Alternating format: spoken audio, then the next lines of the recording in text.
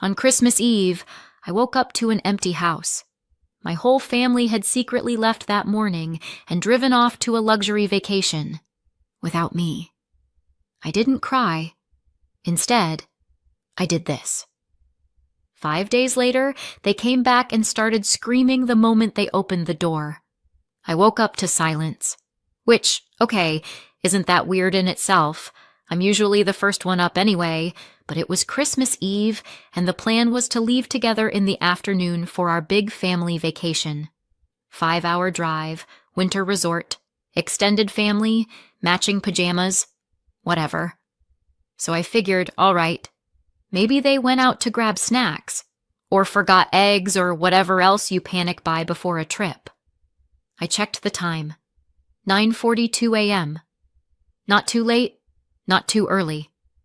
I expected to hear my mom's voice telling someone to pack an extra sweater or my sister losing her mind over her hair straightener. Instead, nothing. The hallway light was still on from the night before, which was weird. The sink had one plate in it. Mine. I walked downstairs and looked around. No bags by the door, no coats, no keys on the hook. Also, no cars in the driveway. I tried calling my mom. Her name wasn't in my contacts. Weird, right? I tried again. Nothing. I scrolled through my contacts list. All the family numbers. Gone. Not just my mom. My dad. My siblings. Even my uncle. He was supposed to come with us. Gone. I checked the call history. Wiped clean. At this point, I was thinking, okay, either I've completely lost it or I dropped my phone in the shower and just didn't notice. But the phone was fine. Apps were there. Text threads were still open with coworkers and random people, but not a single trace of my family. Then I remembered. My younger brother had asked to borrow my phone the night before. Said he wanted to check the forecast. I'd just handed it over. Why wouldn't I?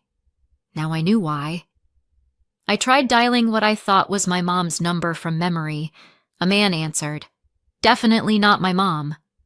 I asked if maybe this used to belong to someone else, and he just said wrong number and hung up. I wish I could say I started panicking, but honestly, it was worse than that. I felt this slow, sinking disbelief. Like I'd walked into a prank show, but nobody had the decency to yell, "Gotcha." The fridge was humming. The heat was on. My suitcase was still by the front door, zipped and ready. I stood there in my hoodie and socks and realized there's no way this was an accident. They didn't forget me. They left me. Still, I didn't want to believe it. I checked Instagram, Facebook, nothing, no selfies, no road trip begins boomerangs. The logistics group chat I was in, dead silent. Which told me one more thing. They were hiding it. It was intentional. Eventually, I remembered my uncle's number. He's old school and never changes it. I called. He answered, out of breath. "Hey, where are you?" "In the kitchen," I said. "At home." There was a beat of silence. Then I heard background noise. People laughing, tires crunching on snow, a distant, "Wait, is that her?" "Oh, did no one text you?" he asked. "Nope." Another laugh in the background, then my cousin's voice. "Tell her we said hi!" Wait, she seriously didn't know? Uncle cleared his throat. "So, they left early this morning. Changed the plan last minute. Thought it'd be funny. Just a little prank. You know how your brother is, I didn't say anything. He kept going. They figured you'd catch up. I mean, you've got your car. 5 hours isn't bad, right?" Then a voice, sounded like my older brother, called out, "Honestly, it's kinda nice without the sarcasm patrol for once." My sister laughed. "Shh, don't tell her that." My uncle chuckled nervously. "Anyway, you're welcome to come join. Room's paid for.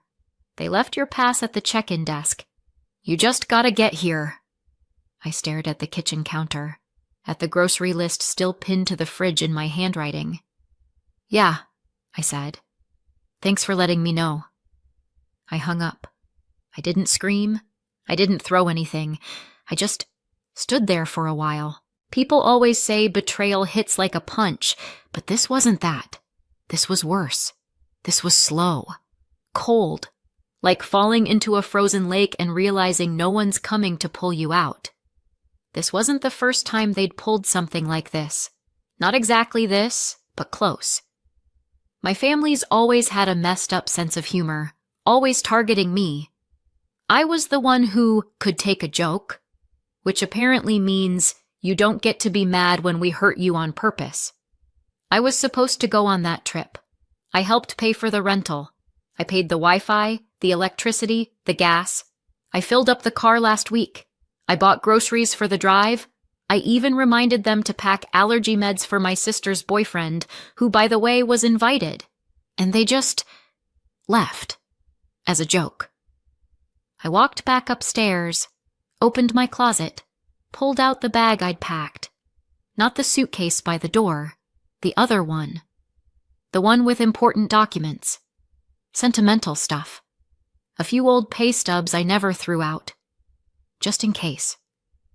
I sat on the edge of my bed, zipped it closed, and looked around. I didn't cry. I didn't even feel angry yet. That would come later. What I felt was done. Not in the dramatic, I'm done kind of way. Just done. Like a page had turned without me, and I wasn't flipping back. 5 days later, my family would come home. They'd open the door, and they'd start screaming. It didn't start with the vacation. I think people always want stories like this to have a clear turning point. This was the moment it all went bad. But it doesn't work like that. Some things rot slow. I'm the second oldest of 4. My older brother is 25, started a business that flopped, and somehow still gets called the ambitious one. Then there's me. I'm 23, working full-time since I was 18. Then my sister, 21, still in college. And finally the youngest, my brother, 18, just started his freshman year. We grew up close in age, but not close in much else. From the outside, we probably looked like your standard loud, chaotic, semi-functional family. But if you zoomed in a bit, you'd notice how often I was the punchline. How often my stuff went missing or got accidentally broken. How every joke somehow landed on me. And look, some of it was normal sibling stuff. Teasing, pranks. I get that. But it's different when the adults join in. When your mom laughs while your siblings switch out the candles on your birthday cake for hot sauce flavored ones. When your dad says, "Relax, it's just a bit of fun," after you find your bed sheets in the freezer. It's hard to explain to people who didn't grow up like that. It doesn't feel like a big deal at the time. You tell yourself it's just their sense of humor. You become the kid who can take it. And then one day, you wake up and realize you were never in on the joke. You were the joke. I didn't go to college, not because I didn't want to, but because someone had to work. My older brother tried a startup right out of high school, burned through a loan and most of my parents' savings before it flopped. My parents called it a learning experience. When I said I wanted to work and maybe go to school later, they nodded, said they were proud. Then started handing me utility bills. At first it was small stuff. Just cover the electric, since you're earning. Then the water, then the Wi-Fi, then the groceries. Eventually the mortgage, just until things stabilize. That was 4 years ago. Meanwhile, my siblings all stayed in school or moved back in. All under the "we're still figuring it out" clause. Somehow that clause never applied to me. I don't resent the work. Honestly, in some twisted way, I liked being the one holding it together. I liked having a reason to stay grounded, but it was like they didn't even see what I was doing, like it was just expected. My younger brother once told me, "It's not like you're really paying for everything. You live here too," which is fine. I guess my room in the back of the house with the peeling wallpaper and the drafty window was my rent. You want to know the last time someone said thank you? Neither do I. I stopped counting.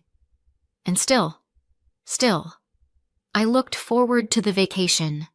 It was supposed to be all of us.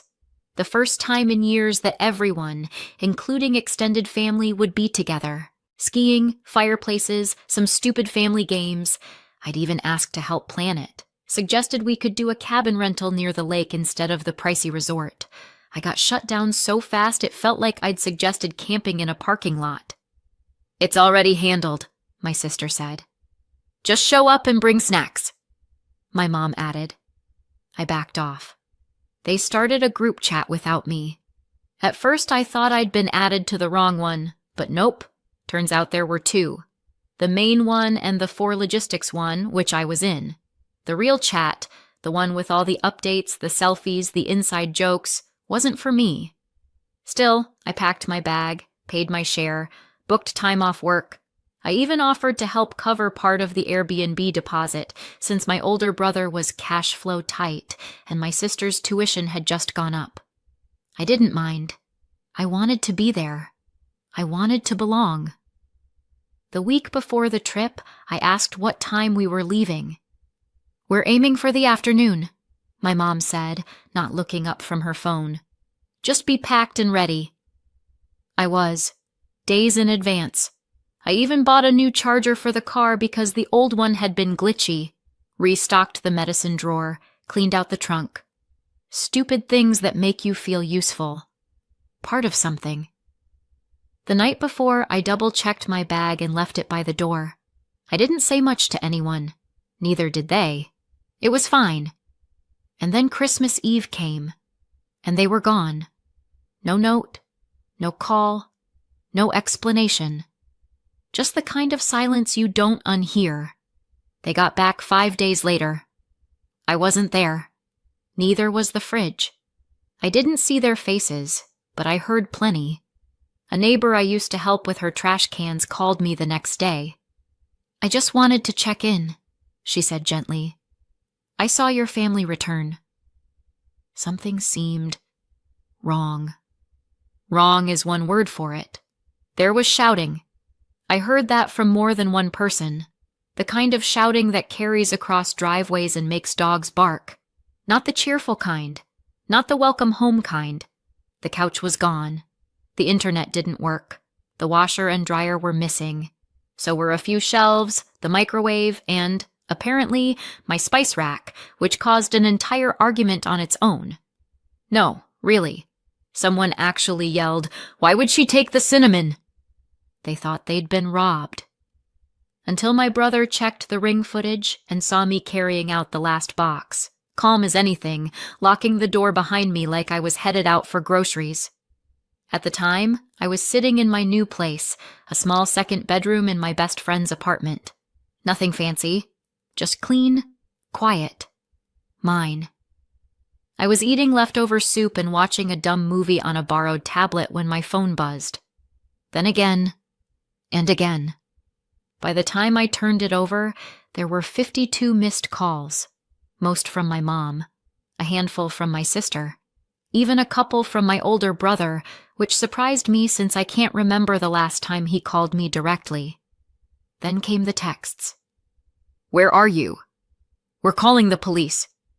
This is insane. You've gone too far. You need to come home and fix this."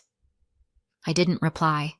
I read them, slowly, one by one, and then I set the phone face down and went back to my soup.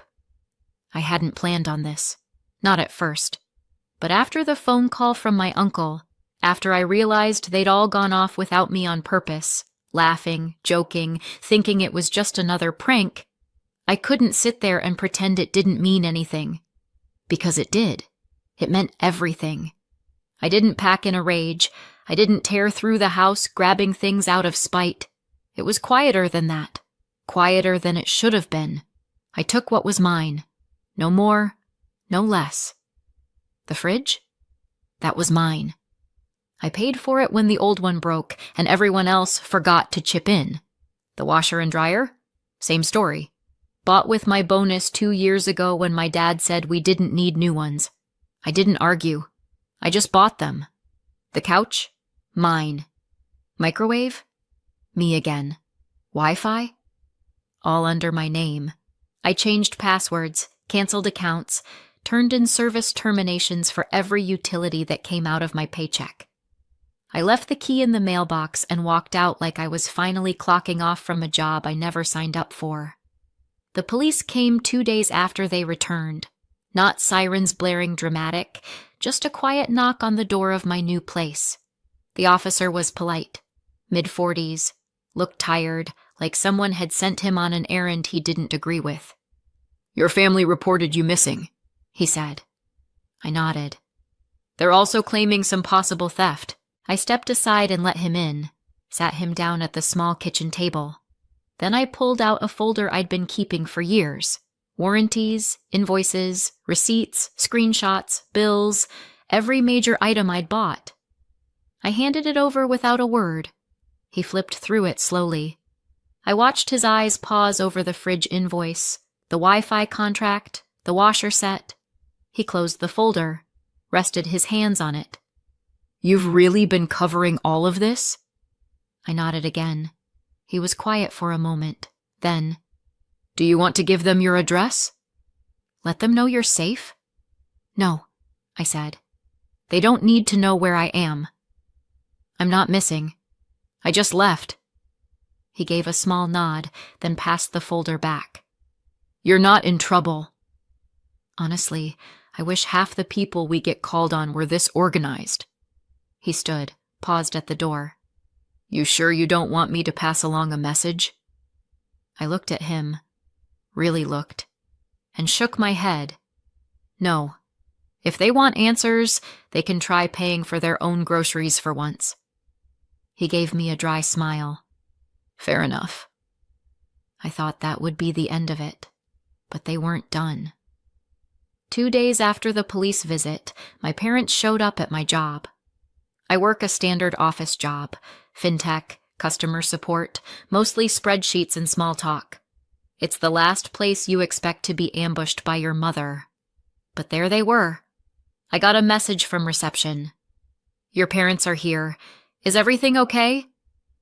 I stepped into the lobby and saw them. My dad in his usual pressed polo, my mom in her winter coat and that tight look she gets when she's trying not to cry or scream. They looked like they'd aged 5 years in 5 days. "Can we talk?"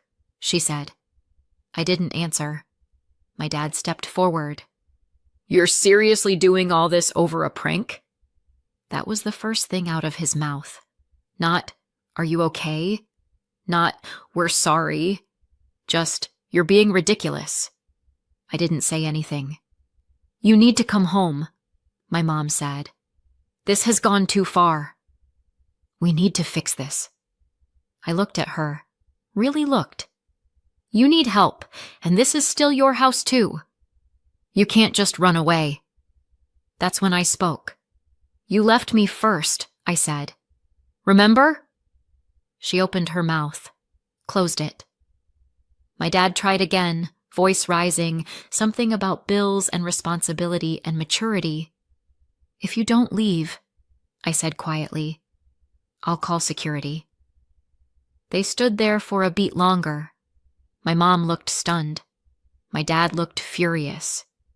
But they left. Not quietly, not gracefully, but they left. That night, I sat on the tiny balcony of the new apartment with a cup of tea and a blanket around my shoulders. The air was cold, but I didn't mind. My phone buzzed on the table beside me. Another message. Another voicemail. I didn't look. For the first time in a long time, I didn't feel like I was bracing for something. I wasn't waiting for someone to yell my name, or ask where the Wi-Fi password went, or demand to know who was covering the gas bill. I just sat there. Let the silence stay mine for once. A couple of weeks went by. I didn't hear much from them directly. They'd finally stopped calling. Or maybe they figured out I wasn't going to pick up. Either way, the silence was nice. I filled it with small things, grocery runs, quiet dinners, a new job routine that didn't involve being the default handyman or emotional punching bag. But the silence didn't mean they were done. I got my updates from other people. The neighbor. My cousin. Once, even someone from my mom's church group sent me a very long, very uninvited message that began with, "You don't know how hard this has been on your parents." Apparently, things were falling apart back at the house. The Wi-Fi had finally gone out when the temporary modem ran out of prepaid data. My sister blamed my younger brother for not replacing it. He blamed her for changing the streaming passwords and locking him out of her Netflix profile. The electricity bill had gone unpaid for over a month, and someone had to borrow money to stop the shutoff. The fridge? Replaced. With a cheap second-hand one that made a constant humming noise. My cousin described it as sad, which I didn't ask her to do. But thanks. No one seemed to know who was responsible for what anymore. The way I heard it, every time someone opened their mouth, it turned into a fight. The group chat they used to exclude me? Dead. No one replied to anything anymore. That probably would have been enough for me, to know it was crumbling. That the house I held up for years with quiet labor and automatic payments was finally too heavy for the rest of them to carry. Complaining about someone microwaving fish in the office break room again. That's when the buzzer rang. I assumed it was delivery. I'd ordered dish soap and new sheets. I almost didn't check. But something told me to look through the security camera feed first. And there they were. All three of them. My sister, my younger brother, my older brother. Standing outside the apartment building like it was a sitcom reunion. My sister even had a little bag of snacks in one hand, like she thought this was some kind of olive branch. To this day, I still don't know how they got my address. Certainly not from me. But I imagine it took some effort. Funny what people can pull together when they're motivated by the right kind of panic. I didn't buzz them in right away. I stood at the door for a long moment, then opened it myself and walked down. "Hey," my sister said, all sunshine and casual charm, like we hadn't spent Christmas in 2 different dimensions. We were in the area and thought, why not stop by? Sure. Just happened to be in the neighborhood, of a building you weren't supposed to know I lived in. I didn't say anything. "We've been talking," my older brother said. "We wanted to, clear the air. Make things right," my younger brother added, trying for sincerity and landing somewhere closer to high school group project energy. They asked if they could come up. I didn't want them in my space, but I also wanted to hear what they were trying to sell, so I let them in. We sat in the living room. They offered me chips from the bag. I declined. They started slow, laughing about past pranks, playing it off like we didn't realize how much it hurt you and we didn't mean anything by it. I didn't interrupt. They said they missed me, that it hadn't been the same without me. "We even started doing game nights again," my sister said brightly. "Like when we were kids." "You should come." That's when I started to get the itch. The warning bell. Because we didn't have game nights as kids. Not really. That was a thing I tried to start once, when I was 15 and lonely. They mocked me for it. But here they were, selling nostalgia they didn't actually own. And then came the slip. My older brother, reaching for his water, said casually, "And I mean, honestly, if you moved back, it would just help stabilize things, Financially. There it was. The truth. The reason they'd tracked down my address. The reason they were sitting on my borrowed couch trying to smile like nothing happened. It wasn't about family. It wasn't about missing me. It was about money. About losing the person who made the mortgage payments quietly, who paid the Wi-Fi bill, the groceries, the streaming services, the washer, the dryer, the fridge, the background noise of their lives they never thought to question. I stood up. "You need to leave," I said. My sister blinked. "What?" "You can finish your chips in the hallway, but you're leaving." My younger brother looked at me like I'd slapped him. "But we're trying," he started. "No," I said. "You're trying to put things back the way they were." "That's not the same." They left. Not yelling this time. Not storming. Just awkward, confused, brittle silence. Like they hadn't prepared for that answer. Like they still thought I'd cave. Weeks passed. Eventually, I heard the rest through my cousin. Again. After that visit, things got worse. Everyone started blaming each other. My younger brother said it was my sister's idea to leave me behind in the first place. She said it was my older brother. He swore it was just group energy. They stopped speaking altogether. One by one, they moved out. My sister moved in with a friend. My younger brother went to stay with a classmate. My older brother couch-hopped for a while, then ended up in a rented room an hour outside the city. My parents, unable to carry the mortgage alone, sold the house, moved into a cramped rental in a town no one can pronounce. The group chat? Deleted. Family dinners? Gone. Everyone's living separate lives now, spread across places they never wanted to end up. No one speaks. Not really. Not to each other. Certainly not to me. The other night, I made dinner with my roommate. Just pasta and sauce. Nothing fancy. We opened a cheap bottle of wine and watched something trashy on TV. At one point, he looked over and said, "You've been smiling a lot more lately." You know that? I hadn't noticed. But I believed him. After he went to bed, I sat out on the little balcony, blanket over my knees, mug of tea in my hand, just breathing in the cold, still air. No noise, no texts, no weight on my chest. Just peace. I didn't want revenge. I just wanted to be free. And now I am.